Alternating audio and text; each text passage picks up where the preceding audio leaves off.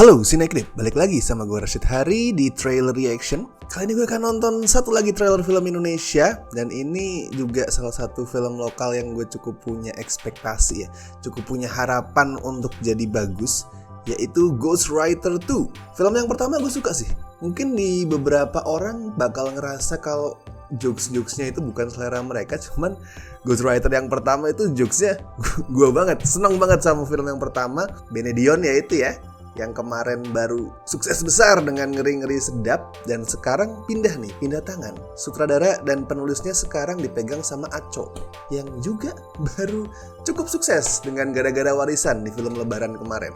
Ada fenomena menarik sih yang gue lihat, gimana komika kita yang beralih dari stand up comedian, dari komedian kemudian ke filmmaker, mereka justru lebih solid pada saat bikin drama, pada saat menyampaikan drama. Komedinya lucu, komedinya entertaining, cuman tetap kualitas dramanya tuh lebih bagus daripada komedinya gue lihat. Buat gue ya, dari Ernest yang pertama memulai fenomena itu, terus Aco, terus Benedion, semuanya sama.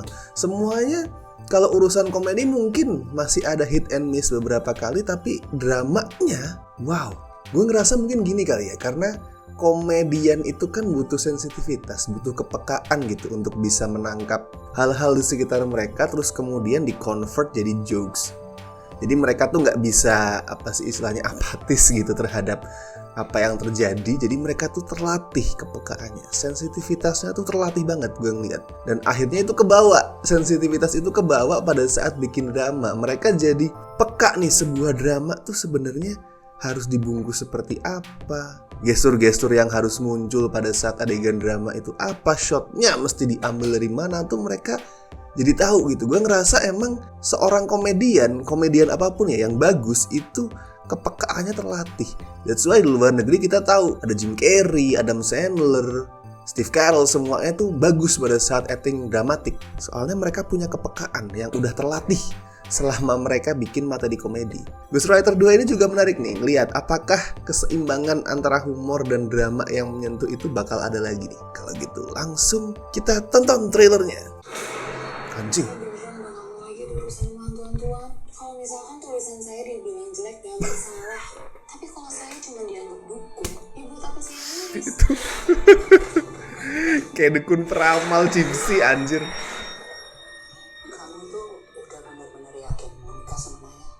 Terus gimana persiapan film kamu? Aku adegan berbahaya gitu. Oh, mau di alam siapa? Serius.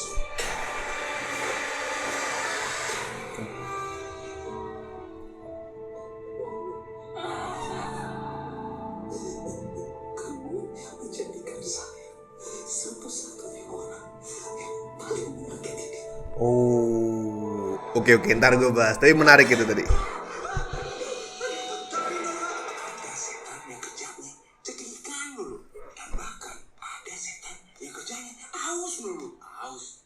Matinya keselak nastar. Gimana kalau kita budidayakan Kavino? Budidaya gini sih toh? Emangnya dia lelek? Kita suruh aja dia teriak-teriakin bareng. Terus kita Anjing, budidaya hantu. Budidaya demit. Kamu butuh second. Aku aja. Aku bisa bikin daftar isi. Ini dia dulu, cinta mati. Cowoknya sudah mati tapi dia masih terjaga ceweknya. Keren apaan? Ini mah cowok goblok. Karena yang mau buat bantuin musik ya? Ya mau gak mau. Oh, skalanya lebih besar ya kayaknya ya. Ada petualangannya tadi. Orang-orang bakal ngajak kamu sebagai paranormal beneran.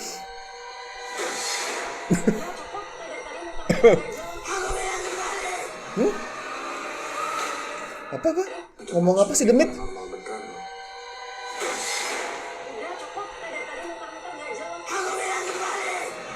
Aku bilang kembali. Oh, oke. Belum Aku belum makan. Kenapa telat makan kamu? mati. Anjir, dark anjir. Oke, coba gue tonton lagi sambil gue bahas satu persatu bagian yang menurut gue menarik deh. Saya beneran Kalau misalkan tulisan saya dibilang jelek gak masalah. Tapi kalau saya cuma dianggap dukun. Kalau misalkan Tetep tulisan sih. saya dibilang Itu poster anjing. Nah, part ini tuh menarik karena cukup relevan gitu sebenarnya. Seorang penulis, sebenarnya seorang seniman apapun ya, seorang artis apapun itu meraih kesuksesan di satu hal, tapi kemudian dia tuh jadi typecast kalau di film ya. Typecast atau dapat stigma bahwa oh dia itu adalah ini, yang akhirnya itu bertahan terus sepanjang karirnya. Dan di sini si Naya ini berusaha melepaskan stigma itu, dan itu udah sering kejadian. Itu sering kejadian di bentuk-bentuk kesenian apapun, kesenian industri hiburan apapun. Kayak di film misalkan ya kita udah ngelihat Robert Pattinson, Daniel Radcliffe yang mereka berusaha melepaskan image yang selama ini tuh nempel di mereka. Gue penasaran nih, ntar mau dibawa kemana konklusinya? Apakah akhirnya Naya ngeliatin kalau oke, gue tuh lebih dari sebatas dukun, atau pada akhirnya dia embrace status itu? Kayak tadi kan konfliknya adalah dia mau ngebantu seseorang, terus si Deva ngomong, tapi emang kamu gak apa-apa, ntar kamu dicap dukun terus loh. Nah itu nanti yang menarik. Gue pengen lihat konklusinya mau dibawa kemana. Sebenarnya yang manapun fine ya, cuman tinggal gimana itu dipresentasikan. jelek gak masalah. Tapi kalau saya cuma dianggap dukun, ya buat apa saya nulis?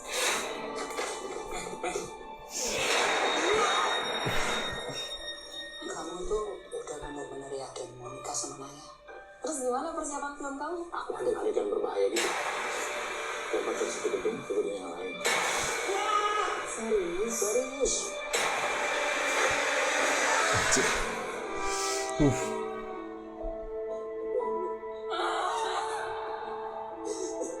Kamu menjadikan saya satu-satunya orang. Ini dia ini yang tadi gue sempet sebut di awal ya. Gimana gue nunggu keseimbangannya Aco antara komedi dengan drama. Dan di sini dia punya Widyawati, punya modal yang lebih dari cukup untuk bisa ngasih drama yang emosional. Dan ini gue ngeliat ada bibit-bibit yang kuat untuk sebuah drama keluarga yang ya mengharu biru gitulah, mancing emosi seorang ibu yang ngerasa bahwa pada saat anaknya masih hidup dia tuh gak cukup membahagiakan, ada konflik, merasa kehilangan, terus berusaha coping dan lain-lain.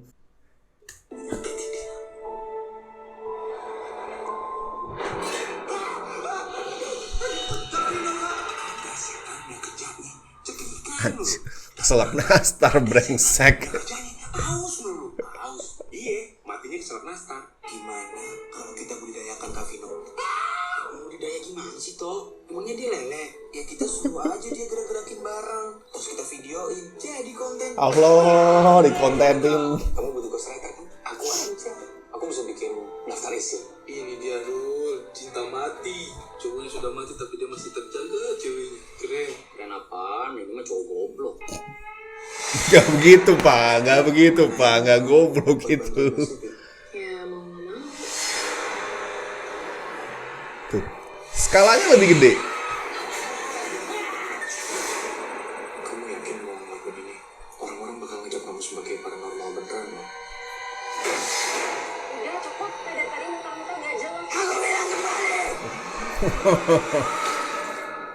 Udah, kan belum. Ini sih anjing. Berapa telat makan kamu? Mati. Kan udah naik. Dan kayak gue bilang ini kelihatan ya skalanya tuh lebih gede. Kayaknya kemungkinan tuh nanti di second act mereka akan berubah transformasi dari yang awalnya ya di area rumah, area kantor, terus melebar nanti settingnya pas petualangan apa sih tadi itu si Naya berusaha membantu seorang demit. Nah itu akan melebar nanti skalanya, settingnya, dan itu gue rasa perlu. Sebuah sequel kan emang di mana-mana mostly itu memang melebarkan skala, nambahin budget biar lebih besar. The bigger the better formula dari sequel. Gue percaya sama formula itu. Karena kalau sequel itu nggak berkembang terus sama aja, buat apa? Apalagi di sebuah film yang cukup sukses ya, film pertama ya, yang pasti suntikan budgetnya lebih gede, pasti harus bisa dikembangin lagi. Prediksi gue akan ada 2 momen drama yang itu tuh bikin nangis terharu. Yang pertama soal Widyawati sama Deva, ibu dan anak ya, nanti pasti akan ada momen merelakan. Dan yang kedua ya Naya sendiri, Naya sama Deva. di ending. Nah, jadi third act-nya gue rasa tuh bakal jadi third act yang roller coaster secara emosi. Oke, tadi adalah reaction gue dan sedikit pembahasan untuk official trailer Ghost Rider 2 yang akan tayang 21 Juli di bioskop. Dan jangan lupa like video ini, lalu subscribe Cinecrib, dan komen di bawah kalau kalian ada rekomendasi. Gue harus nonton trailer apa, harus ngebahas trailer apa. Go ahead, tuliskan di kolom komentar. Gue Rashid Hari and see you in the next video.